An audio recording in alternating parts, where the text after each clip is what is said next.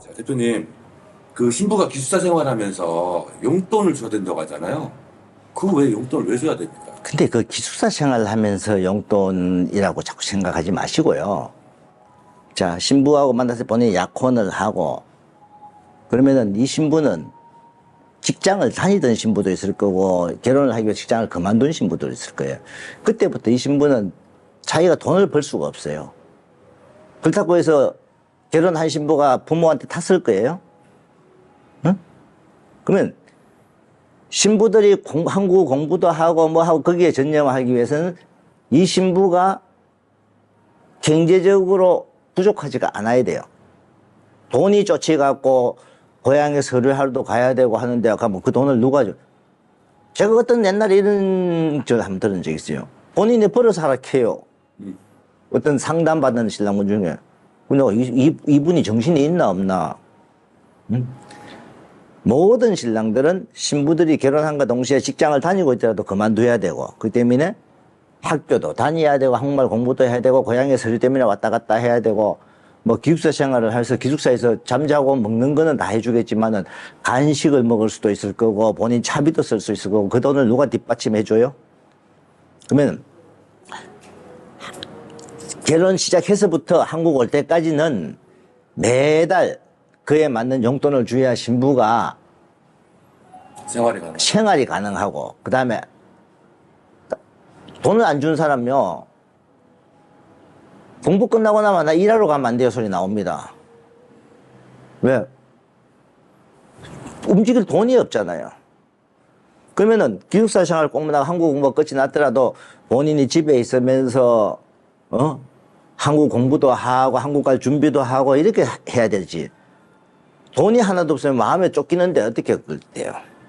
그래서 신랑분들은 처음부터 한국 올 때까지 용돈은 베트남 월급 기준으로, 그러니까 한국 기준이 아니고 베트남 월급 기준으로 해갖고 보통 한 300불 선. 800만 동? 그렇죠. 한 700, 800만 동 정도는 주면은 그다음 그 돈 갖고 또 그러고 신부가 다 쓰도 안 해요. 부모님한테 또 용돈 조금씩 줍니다.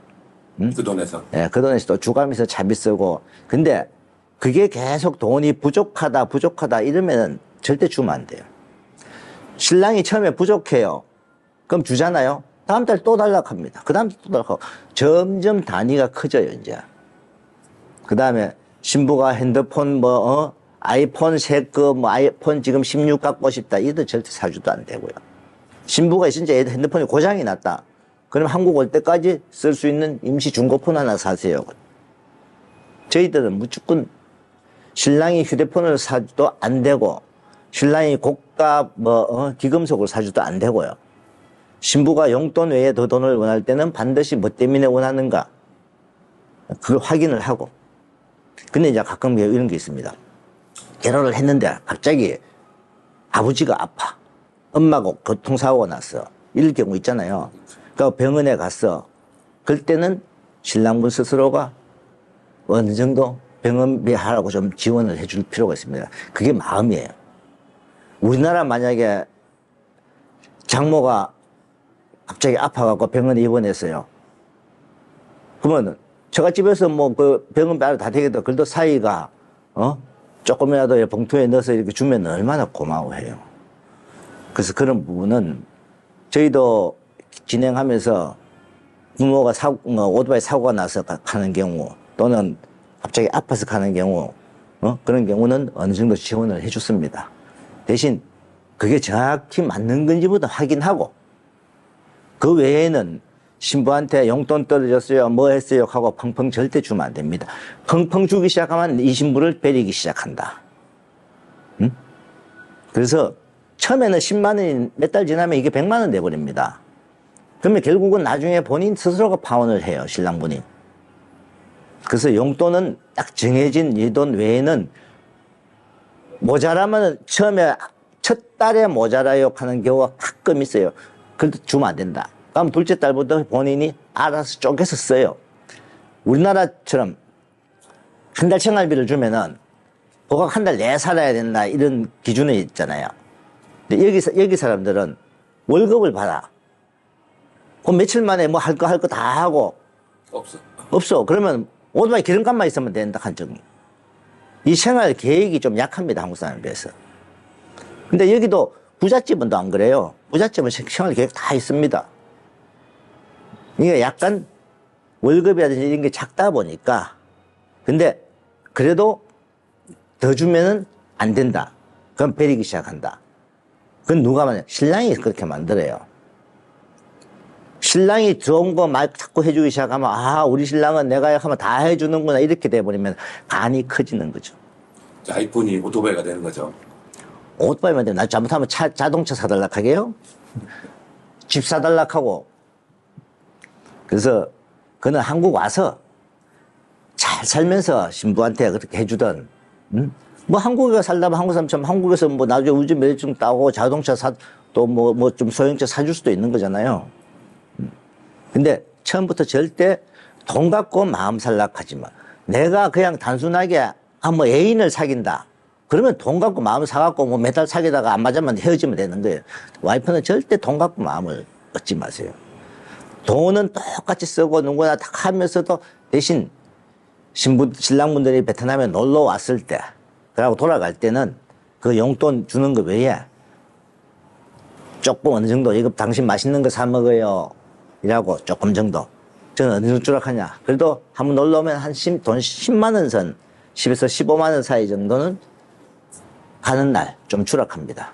그냥 남편이 왔다 가면서 맛있는 거 사 먹으라고. 요즘은 신부들이요. 지금 현재 여기도 우리 신랑분 놀러 와 있는 신랑분이 있는데, 신부 오니까 신랑 한국 갈 때 가져가라고 오징어부터 시작해갖고요. 이 신랑이 며칠간 잠깐 왔다 간다고 왜 등에 매는 가방에만 딱 들고 앉았어. 비행기표도 수화물 없이 샀대요. 박스가 지금 한 박스랍니다. 신부가 뭐 특산물 같은 거 막 사놓은 것 같고. 그래갖고, 이거 이렇게 들고 갈 수 있습니까? 하길래, 내가 내일 가니까, 한국 가니까 내가 들려줄 거니까 그냥 호텔에 놔두세요, 내가. 뭐냐면, 신부들도 신랑이 좋으니까 신랑한테 선물, 가족들한테 막 좀 보내라고 막 나는 선물을 산단 말이에요. 그래서 신랑분도 맛있는 거 사 먹어요 하고 좀 주고, 그러고 올 때 조그만한 선물이라도 립스틱 한 개라도 사가지고 오는 그 마음. 그 올 때 막 목걸이 사오고 이런 건 하지 말고요. 근데 이게 업체나 이런 관리를 할 수 있는, 신부를 관리할 수 있는 업체가 있으면 다행인데, 그렇지 않은 뭐 개인 소개나 이런 경우는 컨트롤이 안 될 거 아니에요? 안 되죠, 당연히. 그러다 보니까 개인 해갖고 결혼하는 사람들 중에요. 일부는 돈을 엄마가 한 5천만, 6천만 쓰다 하는 사람들도 많아요. 그 중에서 점차 괜찮은 신부도 만나는 수 있잖아요. 그런 신부들은 그래도 잘 하는데, 응? 가르쳐 주는 게 없고 이러다 보니까 일부 신부들 중에는 돈을 어마어마하게 많이 쓰고 신랑이 돈이 많이 들어갔다 하는 사람들도 많다는 거예요. 어쨌거나 그런 걸 하려면 좀 신랑이 신부한테 좀 냉정하게 좀 해야겠네. 근데 베트남에서 진행하는 게 마담들이 진행하는 경우도 이런 교육이 안 돼요. 그러니까 신랑한테 뭐 돈 달라 뭐 해달라 하는 게 많아요. 전통 원리 하는데 얼마가 든다 이런 것도 중개 안 해주고 둘이 알아서 하라는 식으로 하는 게 많아요. 그러면 머리 아픈 거죠. 제대로 신부 관리, 신부 교육이 제대로 돼 있는 데가, 그래야 신부도 회사에서 규정대로 시키는 대로 해가고 그래 배워가는 거죠. 신랑분도 배워가야 되고 신부도 배워야 되는. 그 배움이 없으면 소용이 없어요. 그래서 제대로 교육을 좀 시키는 업체를 만나서 결혼하는 게 제가 봤을 때는 참 좋은 일이죠.